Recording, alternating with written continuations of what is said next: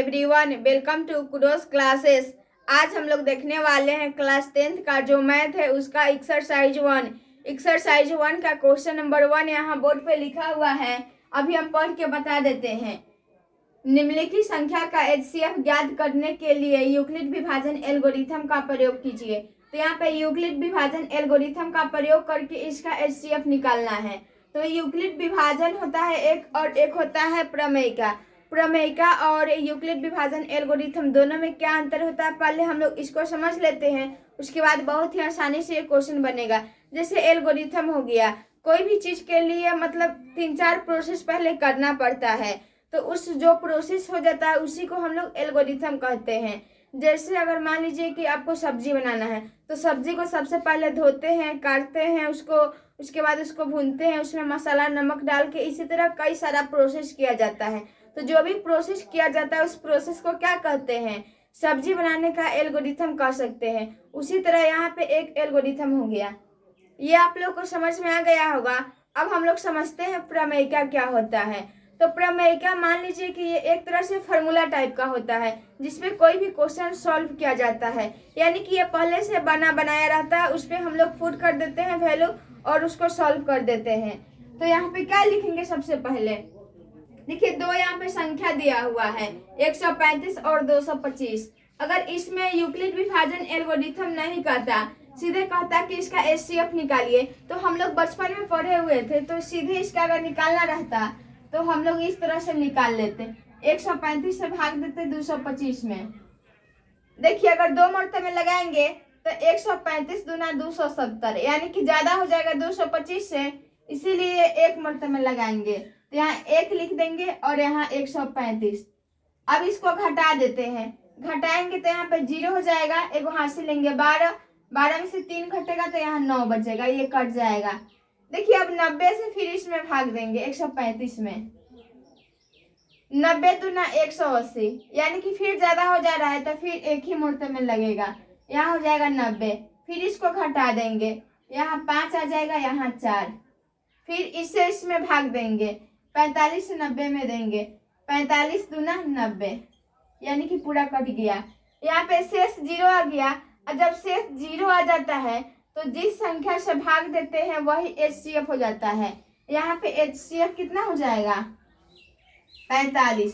इस तरह हम लोग बचपन में पढ़े हुए थे। बचपन यानी कि 5-6 में हम लोग पढ़ लेते हैं एचसीएफ निकालना, तो ये सीधे सिंपल एचसीएफ हो गया। लेकिन इस तरह से आप लोग को एग्जाम में नहीं बनाना है, क्योंकि इसमें बोल रहा है कि यूक्लिड विभाजन एल्गोरिथम का प्रयोग करके बनाना है। तो अब हम लोग समझते हैं कि यूक्लिड विभाजन एल्गोरिथम का प्रयोग करके कैसे बनाएंगे। जैसे मान लेते हैं कि हम दो संख्या ले लेते हैं, 4 और 7 हम ले लिए, तो इसमें बड़ा कौन है, बड़ा यहाँ पे 7 है, तो इसको a मान लेंगे, a बराबर 7। और छोटा क्या है 4, तो इसको b मान लेते हैं, b बराबर 4। और यहाँ पे अगर हम इसको भाग देंगे 4 से 7 में, तो 4 दूना 8 ज्यादा हो जाएगा, एक ही मुहूर्त में लगेगा, 4 एकम 4, यहाँ पे 3 बच जाएगा घटाएंगे तो। यहाँ पे 7 को हम लोग क्या लिख सकते हैं, देखिए 7 बराबर 4 गुने 1 प्लस 3, इस तरह लिख सकते हैं हम लोग। यहाँ पे 3 है, 4 में 1 से गुना करेंगे तो 4 होगा, अब प्लस 3 लिख सकते हैं, 4 एकम 4 प्लस 3 7 हो जाएगा। ये वाला 7 हो सकता है, तो इसको हम इस तरह लिख सकते हैं, ठीक है। तो यहाँ पे 7 को हम लोग क्या लिख सकते हैं, a लिख सकते हैं, बराबर 4 को क्या लिख सकते हैं, b गुने। देखिए यहाँ पे यूक्लिड विभाजन जो प्रमेय होता है वो होता है a बराबर bq प्लस r। तो ये bq प्लस r के रूप में है ना, तो इसको हम a मान लिए हैं, इसको b, q की जगह पे यहाँ पे 1 है तो इसको q लिख सकते हैं, और यहाँ पे r की जगह पे क्या लिख सकते हैं, 3 है तो यहाँ पे r लिख सकते हैं। यानी कि देखिए a बराबर bq प्लस r हो गया, तो इसमें ये वाला 4 किसका मान हो गया, देखिए 4 b का मान है तो यहाँ b लिख देंगे, 7 है a का मान तो 1 लिख देंगे, a लिख देंगे यहाँ पे, और 1 की जगह पे क्या है q, तो यहाँ पे q लिख देंगे, और 3 किसका मान आया है, r का, तो यहाँ पे r लिख दिए हैं।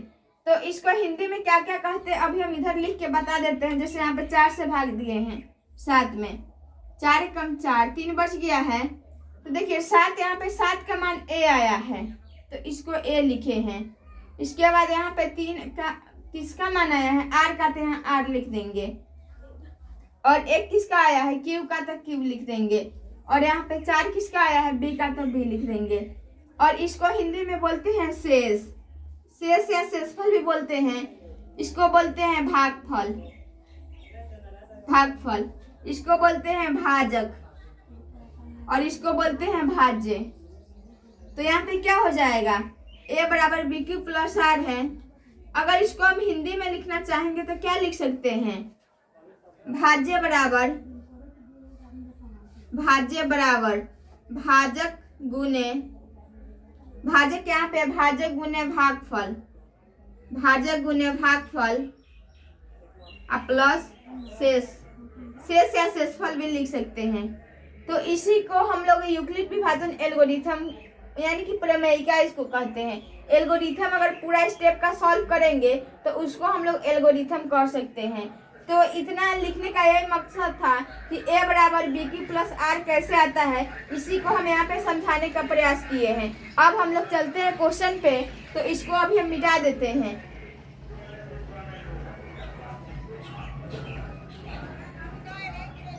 चलिए इसको हम पूरा को मिटा ही देते हैं। अब आते हैं क्वेश्चन पे, क्वेश्चन को बनाने का प्रयास करते हैं।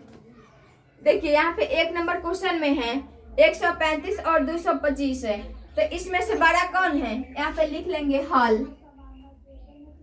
देखिए इस दोनों में बड़ा कौन है, 225 बड़ा है और 135 से छोटा है। तो जो बड़ा है उसको a मान लेना है। a का मान कितना है, 225 और b का मान कितना है, 135। अब हम लोग को किस पे बनाना है, यूक्लिड विभाजन प्रमेय पे। तो यहाँ पे लिखेंगे यूक्लिड विभाजन, यूक्लिड विभाजन प्रमेय से, यूक्लिड विभाजन प्रमेय से क्या होता है, a बराबर B Q plus R. a का मान है 225 और b का मान है 135, यहाँ पे 135 है। और q का मान हम लोग को पता नहीं है, तो q का मान देखिए कैसे निकालेंगे, 135 से भाग देंगे 225 में, एक मरतबे में लगेगा 135 हो जाएगा। और यहाँ पे 90 आया था तो 90 आ गया। यहाँ पे क्या लिख सकते हैं, a बराबर बी क्यू प्लस आर, ये थोड़ा देर पहले भी समझाए हैं, 35 गुने 1 प्लस 90। यहाँ पे देखिए अगर इसको थोड़ा और अच्छा से लिखना चाहेंगे तो इसको चरण 1 भी लिख सकते हैं, चरण 1। अब इसके बाद यहाँ पे लिख लेंगे चरण 2, चरण 1 चरण 2। देखिए चरण 2 में क्या होगा, इतना और इतना को भाग देना है, तो फिर 90 से 135 में भाग देंगे, 90 एकम 90, यहाँ 45 आ जाएगा। तो क्या लिखेंगे, 135 बराबर 90 गुने 1 प्लस 45, 90 गुने 1 प्लस 45। यहाँ लिखेंगे चरण 3, चरण 3 में क्या हो जाएगा, 90 बराबर, और फिर 45 से इसमें भाग देंगे 90 में।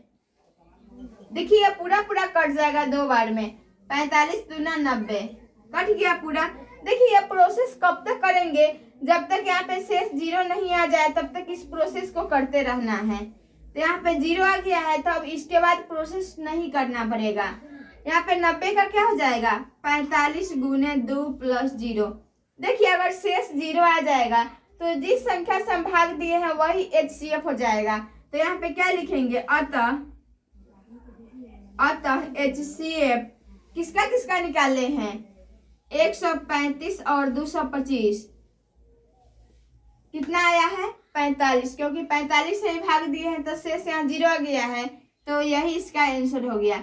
आपको एग्जाम में इसी तरह से बना देना है, ये सब्जेक्टिव में आता है। तो आई होप कि आपको ये समझ में आ गया होगा और इसका 2 और 3 भी इसी तरह बनेगा। आप लोग बनाने का प्रयास करिएगा, अगर नहीं बनेगा तो फिर हम अगले वीडियो में बना